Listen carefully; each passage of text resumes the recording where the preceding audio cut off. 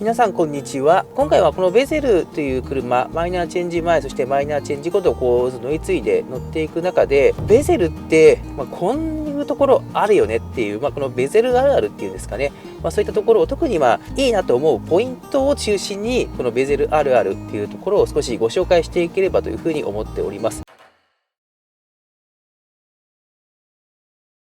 実際に街中でこのベゼルをあちこちで見かけるんですけれども、社外品のパーツとかすごいゴリゴリにつけてるベゼルって私見たことがなくって、ディーラーさんで用意されているこのフロントフェースを変えましょうっていうそのオプションをつけているっていう、そういうパターンが結構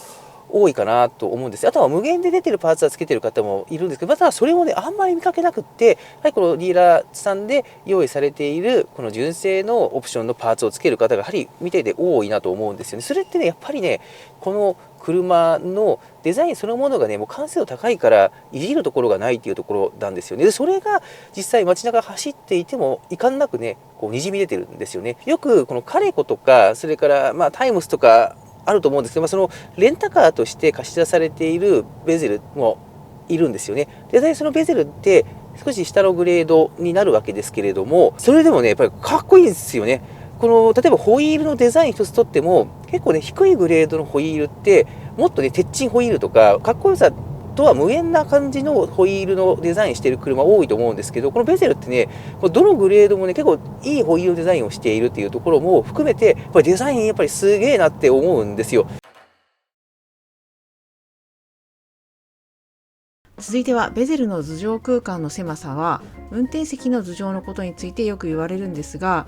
実際買ったユーザーとして頭をぶつけるのは前席ではなくて後席という点かと思います。ベゼルはですね、試乗動画などもたくさん出ておりまして、そうするとやっぱ試乗なので運転席に乗られる方が多いと思います。そうすると感想としては運転席のものが多くなるわけなんですけれども、ベゼルはですね SUV にしては天井が低めということで、外から見た時にボディが薄めでかっこいいというところがそこにもあるわけなんですけれども、確かにですね頭上空間の方3バイザーですね、バイザーがあるあたりっていうのは少しおでこのところに他のライバルよりは近めかなという感じはするんですけども、実際だからといって前席に乗る時に頭をぶつけたりすることは実は少なくって、本当に頭をぶつけるのは後席の乗り降りの時かと思います。これももちろんね1回ぶつけたことがある方は気をつけますので何度もぶつけるってわけじゃないと思うんですけども、初めて乗る時とか、お客様乗せる時にはここ後席ですねぶつける方が多いっていうのをねユーザーの方は何度も見られてきたんではないかなと思います。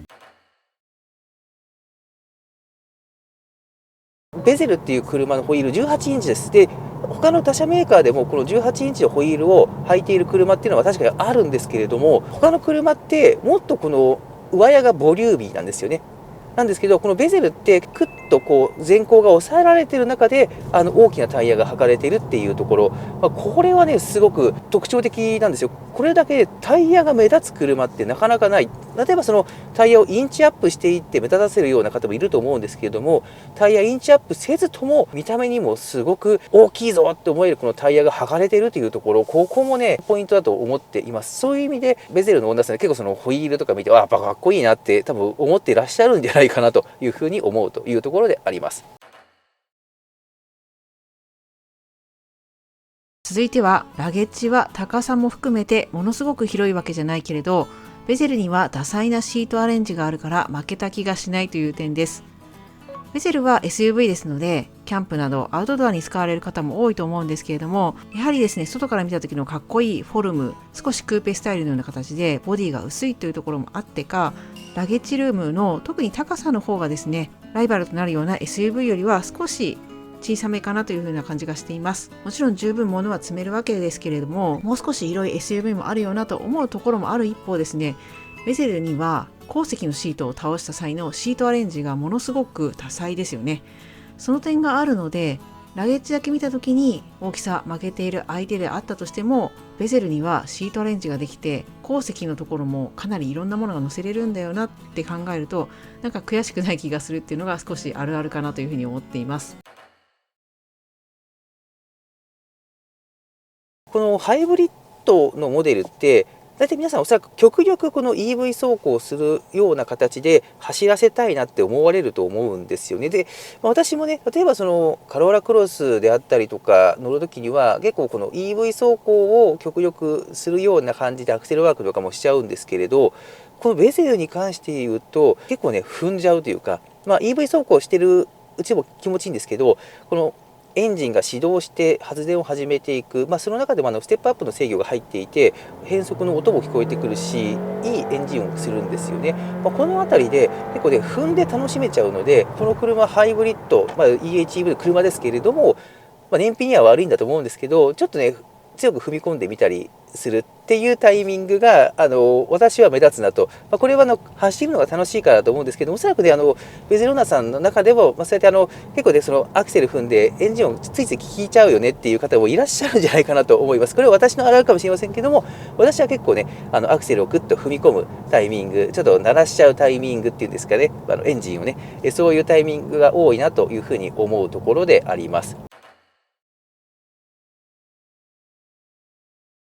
ボディカラーのサンドカーキパールはなぜなくなってしまったのかというところです。ベゼルの前期型にはサンドカーキパールというベージュのようなね、かっこいい色があったかと思います。非常におしゃれで人気もすごくあったと思います。街でもかなり見かけますよね。でこれ人気色だったと思うんですけども、なぜか後期型ではなくなってしまいました。今でも前期型のこのサンドカーキパールのねベゼルをよく街で見るんですけども、やっぱり見るたびにかっこいいなというふうに思いますし、すごくおしゃれだなと、ベゼルのデザインにもすごく合ったいい色してるなというふうに思うんですけども、なんでなくなってしまったのかなってところが未だにねこれは謎だなというふうに思いながら日々街でサンドカーキパールのベゼルを見ているところです。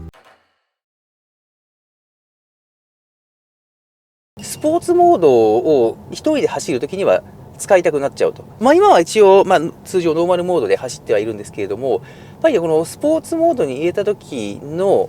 力の出方とかトルクの出方っていうのがまさにそのスポーティーな車のそれになるんですよね。そうするとねドライブがより一層楽しくなるんで、隣でね同乗者がいる時にスポーツモードにすると前後の揺さぶりが大きくなるので極力控えるんですけど、一人だったら車が前後にどう揺さぶられようが運転手だけなんでもう全然構わないので、もう好き勝手走るぞっていう時にはもうスポーツモードに入れて楽しむっていうことが私は多いかなと思います。本当にこのスポーツモードを入れた時のスピーディーに出る感じもそうですし、アクセル踏んだ時のグッと体がねシートに押し付けられる感じ、今これもこれグッて今来ましたからね、このねグッグッていく感じがねやっぱりいいなと。マイナーチェンジ後のモデルだとより楽しみたいなと思って結構このモードで走っちゃうっていうところが、私自身のあるあるかなというふうに思うところであります。高速道路を走る時ってホンダセンシング使いますよね。この車はちょっとね渋滞時の時に動きが荒いところがあるので、ちょっとそこの部分では使うのをためらってしまうような場面っていうのは、どうしてもあるんですけれども、私個人としては、そう通常で走る時とかに関してはこのホンダセンシングは対応していこうと思うたちなんですよ。なんですけど、特にこのベゼルに関して言うとやっぱり自分でね運転する楽しさというか、走っていってアクセル踏んでいって楽しいぞっていう風に思って運転できちゃう時間っていうのが非常に多いと、本当に楽しく運転できるなっていうその印象がね強い車がこのベゼルかなというふうに思っています。そういったところもありまして、結構ね高速道路でもねホンダセンシング使わずに走ることがあるんですよね。もちろんその合流加速の時にアクセルを強く踏み込んでエンジンを効くのも気持ちいいんですけど、巡航時とかでもアクセルを踏んでいった時の音いいですし、追い越す時とかね80から100に速度をグッと上げて、この追い越し車線をスッと通過する時とかも速度を上げる時のこの音ですね、これがね結構いいので、やはり自分で走りたくなっちゃうっていうところもね一つ特徴としてあるかなと思っています。そういうふうに思わせてくれる車ってねあんまりなくて、例えばねカローラクロスとかだと逆に先進機能、まさにその補助機能を使ってそれでも走って、楽に移動できればいいかなって思ってしまう、その方が強いんですけど、実際に、この車に関して言うと、そういった気持ちというよりは自分の思いのまま楽しく走ろうっていうふうに思える、そういう部分がね強くあるかなっていうふうに思います。その意味で、この車のこの魅力というか走るっていう魅力っていうのもある、結構そのあたりね特徴的な SUV だなと個人的には感じながら、最近乗れてて、このあたりも、いいポイントだなというふうに思っているところです。続いてはですね、ZR-V の方が車格は上だけれども、不思議とベゼルと上下関係がある感覚はあんまりなくって、タイプの違う2台の魅力的な SUV があって、好きな方をそれぞれ選んでいるっていう感があるっていうところかと思います。ベゼルと ZR-V、どちらもホンダさんの SUV ですけれども、価格帯的には ZR-V の方が上となっていますので、もちろんね、車格的にも上のものになります。そうなると、メーカーによってはこの辺りのヒエラルキーがすごくはっきりしていて、完全に上の車の方がいろんな面で魅力的っていうようなメーカーもたくさんあると思うんですよね。そうしますとやっぱり上の価格帯の車に街で出会った時になんとなくちょっと気遅れするわけじゃないですけども、あちらの方がやっぱ高いいい車だなっていうような感覚があると思うんですけれども、ベゼルに関してはなんか不思議と ZR-V よりも、もちろん車格としても価格としても下なんですけども、